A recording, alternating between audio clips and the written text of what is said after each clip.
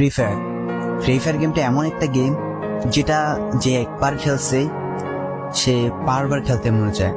প্রথম পারবে না, কিন্তু চেষ্টা করতে করতে যখন পেরে যায় তখন আর ছাড়ে না। আর এই গেমটা যারা একবার খেলছে, যার মনে একবার জায়গা করে নিয়েছে, সে কখনোই এই গেমটা বলতে পারবে না। সে যদি একদিন 2 দিন 7 দিনও না খেলে, সে 7 দিন পর আবার থেকে এই গেমটার ভিতরে ঢুকবে। কারণ এই গেমটা কখনো কাউকে কষ্ট দেয় না। এই গেমটা সবসময় সবাইকে আনন্দ রাখে। এই গেমটাতে আমি অনেক সময় কাটাইছি, আর এটা আমি কখনো ভুলতে পারবো না। এই গেমটা আমার কাছে এমন একটা গেম যেটা কিনা আমি বলে বোঝাতে পারবো না।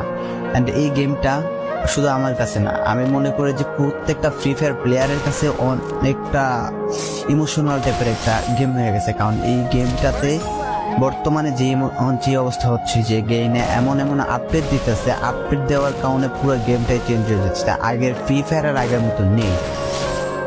তো এই কারণে হয়তো কোনো এক সময় আমরা এই গেমটা ছাইড়া দিতে হবে।